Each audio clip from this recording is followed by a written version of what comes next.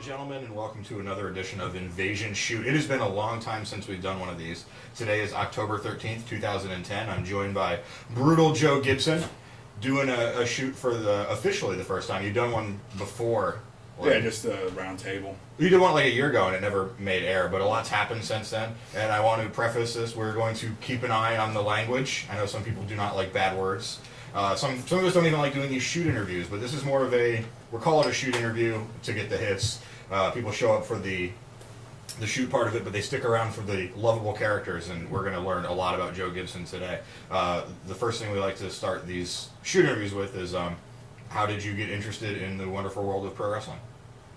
Well, I grew up watching it mostly. I guess that's pretty much how everybody starts off, saying that they got into wrestling is pretty much saying, oh, I grew up watching it, and then we went to the shows. But my thing was I used to watch tapes of the old Crockett Territory, NWA, and WWF, and it's just something I always, thought I could do. And the opportunity arose probably around 2004. How old were you in 2004? Do some quick math. Yeah, math. Probably, probably like, I don't know, 23, 24. Okay. Who were some of your favorites growing up? Well, yeah, I'll go ahead and name the staples there. You had Ric Flair, you had Kurt Hennig, Arn, Tully. Everybody's going to name the Horsemen, so. But, I mean, the ones I really grew up enjoying watching, were guys like Jake Roberts and Kurt Hennig. I was a heel fan growing up. I was just if they were the bad guys, I enjoyed it. Were you mostly watching WWF? Well, the way that it was like my grandfather used to have like copies of the old NWA, and we used to try to catch some whenever if we get the reruns or whatever. He get some tape copies from his some of his family up in the Carolinas, and we'd watched what he called the real wrestling. Referring to NWA, okay. WCW at the time. Gotcha. And because it wasn't all the cartoony stuff that Vince was putting over at the time, but then he let me watch what he used to call the Saturday morning cartoons, which was when you had Doink the Clown working Papa Shango. That's what he called it. Yeah, he called it the Saturday morning cartoons because Superstars came on Saturday morning, and I was sitting there, watching, Ultimate Warrior ooze from his forehead, all this garbage. Well, that happens when you get cursed. Wrestle crap. Yeah. Did you enjoy that stuff? I mean, if you were younger, I mean, I did. It definitely had an appeal to me as a child. I mean, just like you go to some of the shows now, you see some of the over the top characters that people portray, and you kind of like hang your head at some of them, but then you realize that the kids are eating it up. Mm-hmm. Not everybody's really getting into. You really got to play two different demographics. You got your straight laced guys, who were like your Arn Anderson and Tully Blanchards and people of that nature who were just guys that you knew who could own you in a ring. Right. Versus, you got guys like, you call himself Earthquake. Or, or Tugboat. Or, right. Guys like that. I mean, or like, for instance, Mantar, Mm-hmm. Guys like that, I mean, they were, I guess at the time, the demographic was really trying to pull in the kids and try to reel them in as far as to enjoy these wrestlers and kind of get behind these over the top characters, which and I was sucked right in. Okay, I mean, so it worked to an extent. Yeah, it did. It influenced me enough to used to mimic Big Boss Man, swinging my grandfather's walking stick around. Which right. Was, Well, that happens when people need to serve hard time. Was there any memories that you had? I mean, your grandfather obviously referred to it as the Saturday morning cartoons. Which did you prefer? Well, I looked up to my grandfather a lot, which meant I usually would sit there.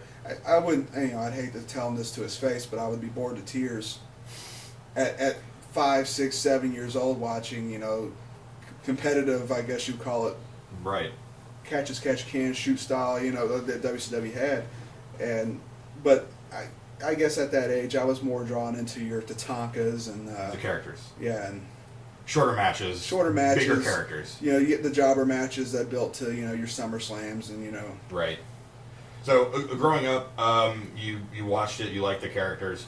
At what point in your young childhood, when you were watching these things, did you even entertain the notion of? Now, I'm not talking about like when you had the opportunity to train, but when you were the age where you can go, maybe I could do this, or maybe I want to do this, or maybe it was as soon as I saw my first memory of watching wrestling. So you wanted to do it since you saw I it. had a beanbag I used to beat the hell out of.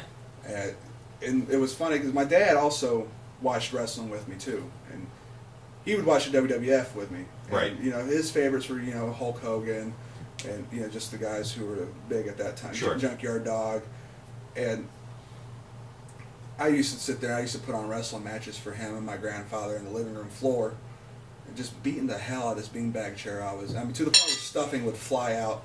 Sorry. Would fly out of each side, Right.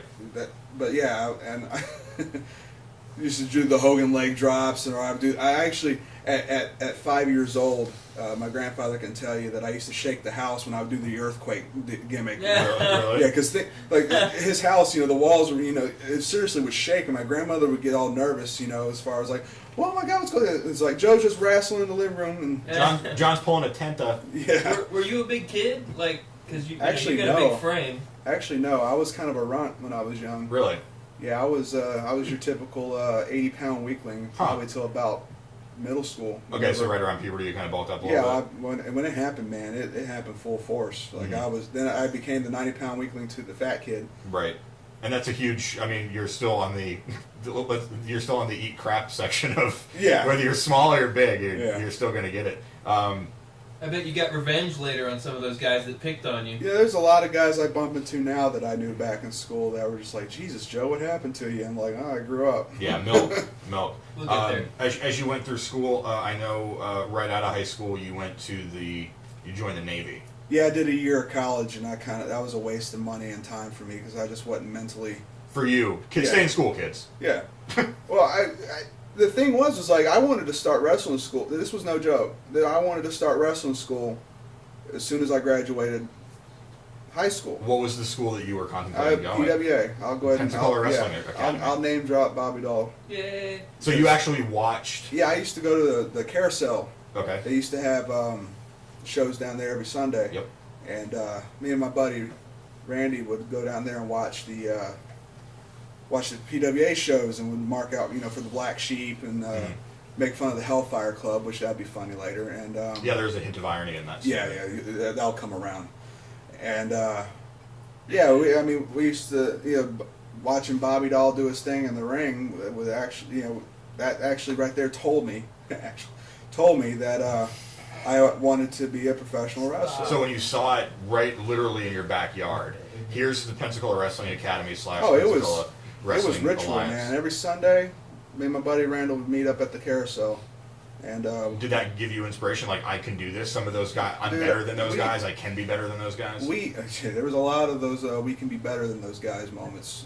Jerry Reiner. Yeah, that Jerry Bear, Actually, a fun fact is that Jerry Reiner, and I'm not just saying it because he's over there staring at me with those beady little eyes, They're beady. is the fact one of the guys that I used to be influenced in knowing that I could do independent wrestling in Pensacola was like just Jerry was so charismatic when he was in the ring. Right. Even when he was heel Jerry, and he was Mr. Bad Guy, Mr. Electricity, man. I used to get. That's when I popped the most, man. Any guy who can wear tassels and be an asshole. Which also comes around later. Yeah, it is. There's so much irony in this Joe Gibson shoot interview. It's like a Tarantino flick. We're not Yeah, sure. right. I'm giving you the end now. Yeah. We're just gonna fill in the blanks. So Just watch. So did you have any favorites in PWA, or did you get to know any of the guys on a personal level at that point? No, not really. My first encounter, like actually personally talking to somebody who was a wrestler, was I was at University Mall back when it was actually a mall and not just a desolate war zone that it is now. And I look over at this table that has all these wrestling posters and has a TV playing with highlight videos, and this lonely guy sitting over here bored out of his mind. I look over, and my buddy Randall and I do a double take, and there's Bobby Doll sitting over there at this table. Just looks like he'd just would much rather be somewhere else. And so I go up there and I just try striking conversation with the guy, and what he was doing, he set up a table there at University Mall, putting over his the wrestling school.